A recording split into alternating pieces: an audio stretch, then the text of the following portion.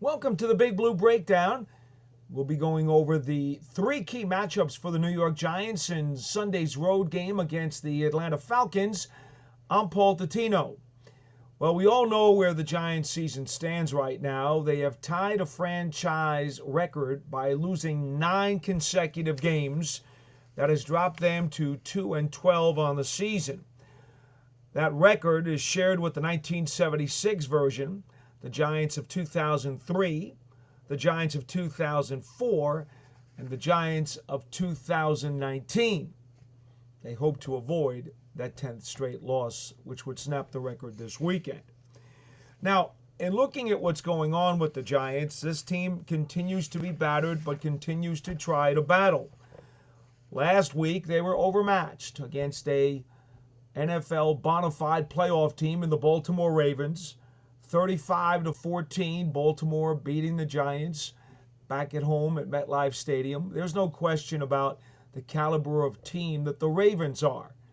A much stronger team on all fronts than the Atlanta Falcons.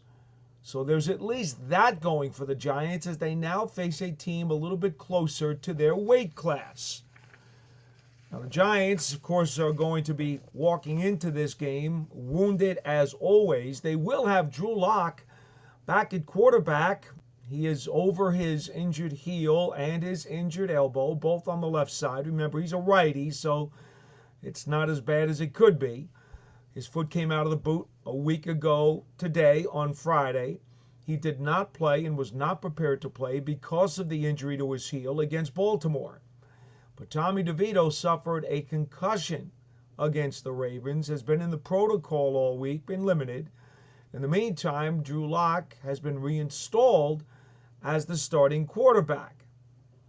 So that's the way it stands now. So Lock gets another opportunity, his second go-round as the Giants starter. We will see how he fares. He's already told the media that he needs to be more precise in his footwork in and out of the pocket as he makes his decisions, his reads, and then his throws downfield. The following Giants missed significant practice time during the course of the week. Patrick Johnson on special teams, of course.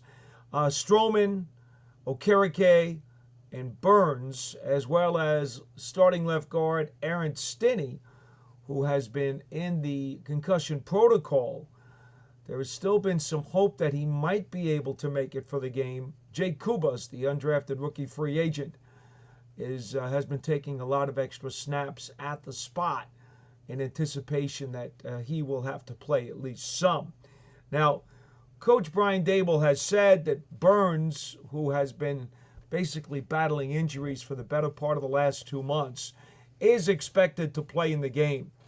And I will talk more about Burns in just a bit because he is clearly one of the 3 key matchups for the Giants coming up on Sunday. Otherwise, the Giants are hoping that Tommy DeVito can be cleared out of concussion protocol in time to be the number 2. Otherwise, Tim Boyle will have to be the number 2 quarterback. And as far as Malik Neighbors goes, hey, he's been telling people he's a dog since he came out of school at LSU, right? Well, he continues to be one. He's been playing hard, fighting through a hip injury. And each of the last 2 weeks, he has given the Giants some second-half flashes that show you the kind of impact player he can be. However, we should remind you that it's been way back when, since the start of the season, that he's had a 100-yard game. He had 2 of them early and hasn't had one since. Just maybe, this could be Malik Neighbors' next 100-yard game. When you look at the Atlanta Falcons, well, we'll talk about the matchup because it will be one of my 3 key matchups coming up in just a bit on this program. The Falcons are giving up over 225 yards a game through the air, and that is 24th in the NFL. So you definitely can pass the ball against them. But again, we'll go over the 3 key matchups in just a couple of minutes. Let's talk about the state of the Atlanta Falcons. This is a team that is 7-7 on the season and no longer controls its own playoff destiny. as the Tampa Bay Buccaneers are now in position to win out and lock the Falcons out of the playoffs and gain a postseason berth themselves. Falcons are allowing 21 points or scoring 21 points a game, giving up 24 a game on the year. They come off of a unimpressive 15-9 victory in Las Vegas against the Raiders that snapped a 4-game losing streak. Now, during this 5-game run, Kirk Cousins had an awful lot of problems. In fact, he had gone 4 straight games without a touchdown pass until throwing one against the Raiders, and it had interceptions in each of those 4 previous games. Well, consequently, the Falcons have decided to bench the veteran. Highly priced as he is, it's going to be rookie Micheal Penix Jr. out of the University of Washington, a first-round pick, who gets the call this week against the Giants. Penix has 2 4,000-plus yard seasons with the Huskies, including last year, his final season. Remember, he played initially at Indiana University, then went to Washington. His last season had 4,900 yards and over 30 touchdown passes. Very accomplished player who has a rifle arm and is not afraid to throw it downfield. He is a pocket passer, but he does get jittery when pressured and does tend to have troubles with his accuracy when teams get after him. Now, that's one of the reasons why the Falcons have become, in terms of Cousins being inconsistent and now having to go to Penix, they're much more of a run-oriented team. And we'll talk about Robinson and Allgeier in just a bit, because those 2 guys are going to be, again, part of our 3 key matchups in just a tad. But what you should need to know about the passing angle of the Falcons offense is that Drake London has one 100-yard game this year. It came against Tampa Bay, 12 receptions for 154 and a touchdown.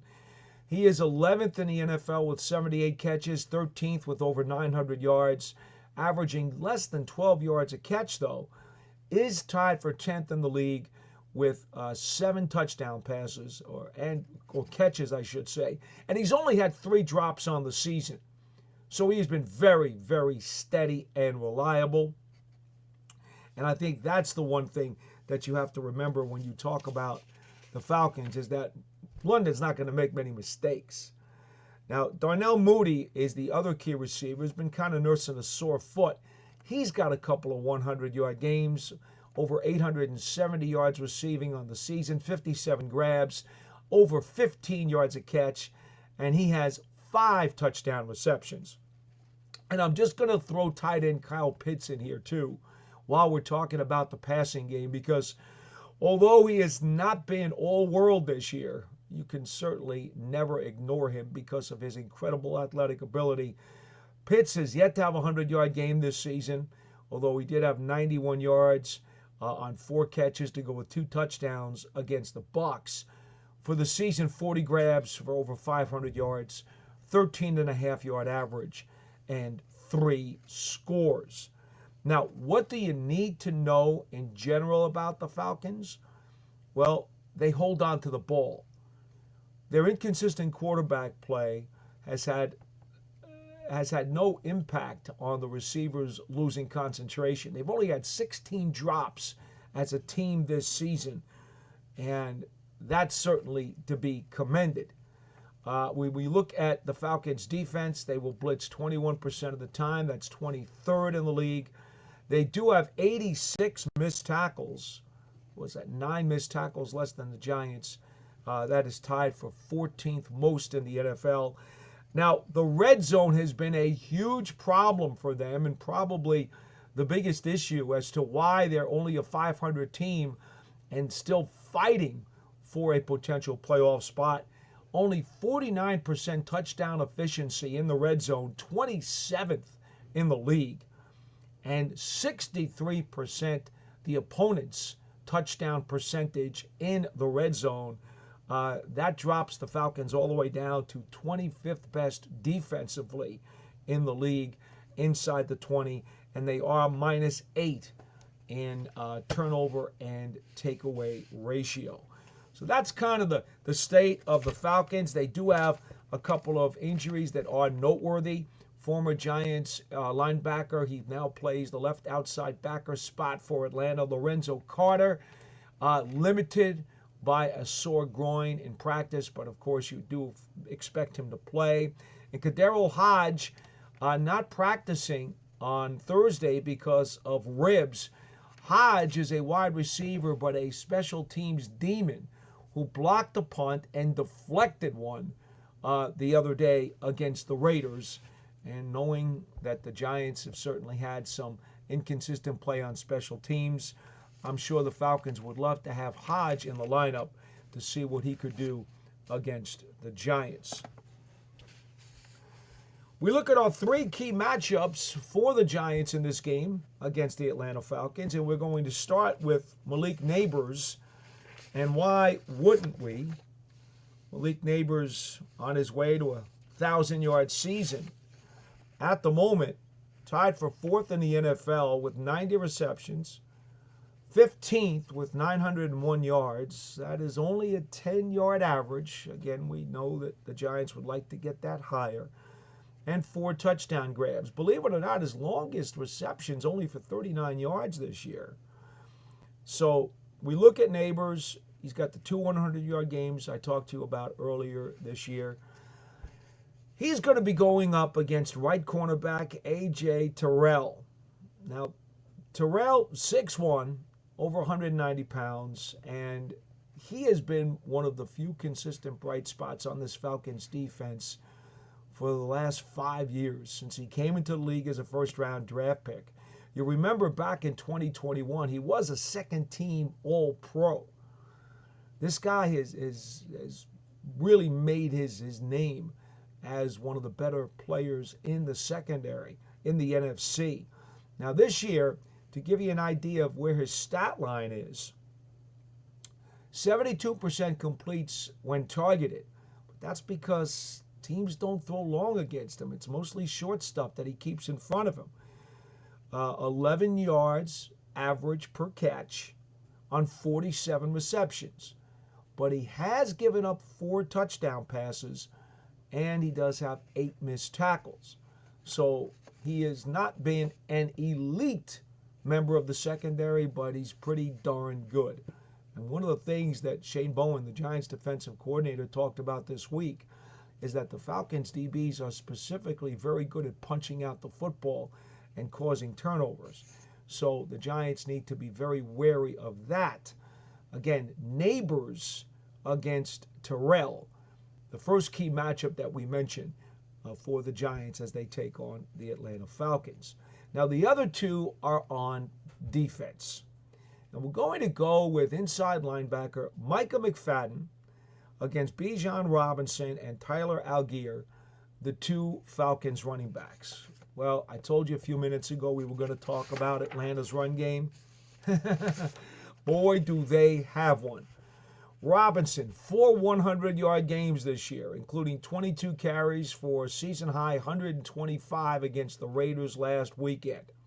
He is 5th in the NFL in both carries at 237 and yards at over 1,100. You average it out, it's over 4.5 yards a pop. He's also run for 8 touchdowns. And by the way, he's tied for 6th in the NFL with 19 broken tackles. He has been an incredible force, quite a player, and everything that the Falcons wanted when they drafted him. Got a number here that Robinson has 10 games with at least 100 yards from scrimmage this season. That is second in the league to Saquon Barkley, who has 11 such games for the Philadelphia Eagles. Allgeier has a 100-yard game this year against Carolina when he ran for 105 on 18 carries. And for the season, he's the number 2 guy in the 1-2 punch.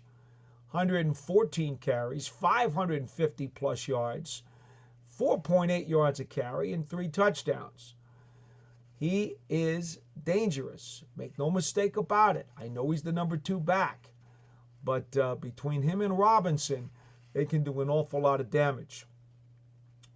They are as a team, ninth in the NFL in overall offense at over 360 yards a pop.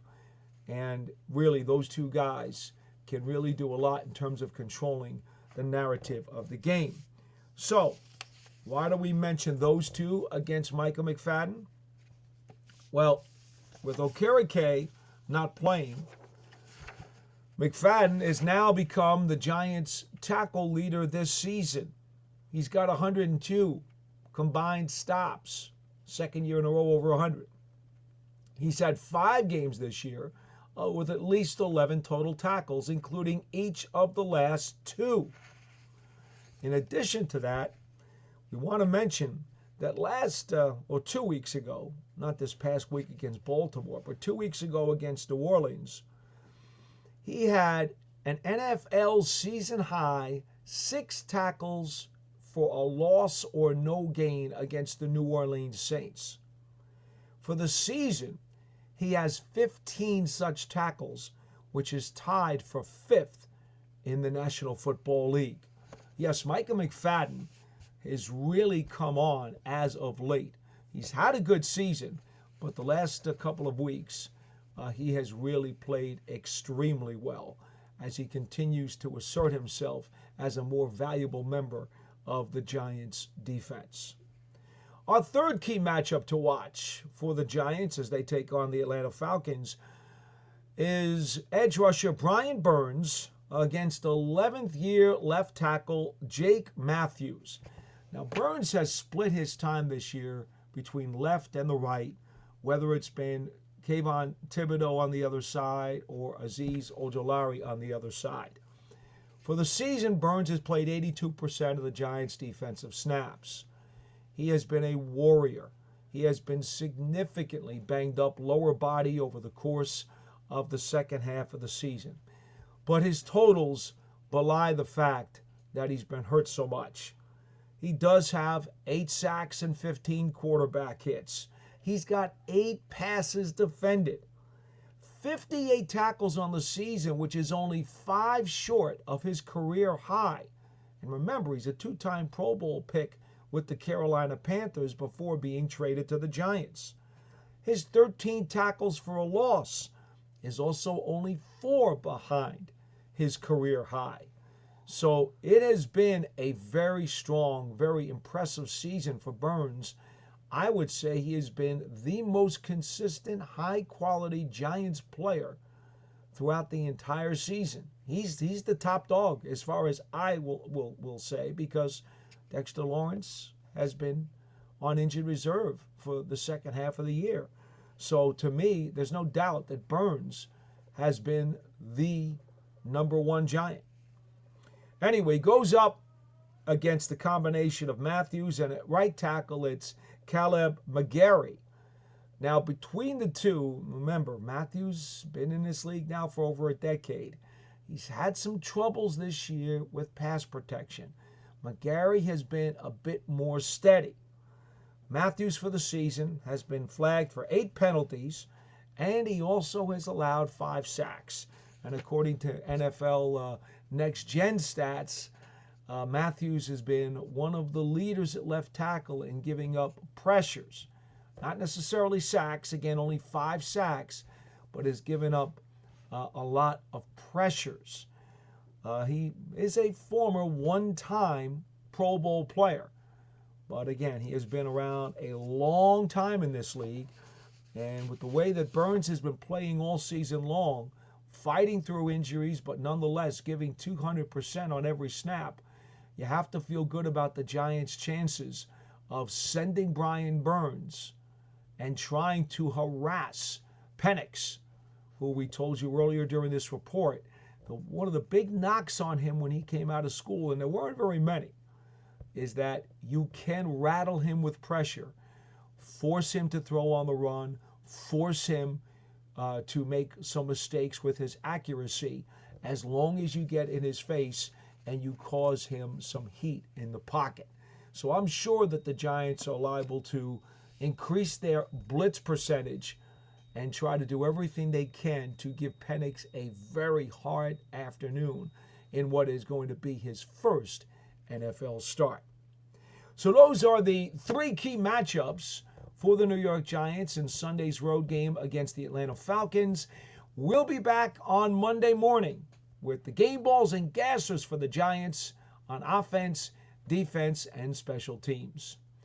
Don't forget, the Big Blue Breakdown comes your way every week with all of your Giants news and information. And we also take your live phone calls next week. We're going to be back on Monday night at 7:30 p.m. Eastern Time. I'm Paul Dottino. We'll see you then.